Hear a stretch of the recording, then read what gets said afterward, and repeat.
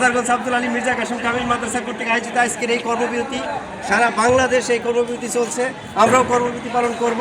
আমাদের শিক্ষকদের এই 45% বাড়ি ভাড়া এবং 100% উৎসব ভাতা এবং চিকিৎসা ভাতা 1500 আমাদের দিতে হবে, মানতে হবে। না হলে আমরা কখনো ক্লাসে যাব না। আমরা যতক্ষণ পর্যন্ত আমাদের এই দাবি পালন না করবে সেতক্ষণ পর্যন্ত আমরা এই কর্মবিরতি পালন করবই বলেন করবো ইনশাআল্লাহ। বলেন দিতে হবে ন্যায্য দাবি মানতে হবে, শিক্ষকের সম্মান রাখতে হবে।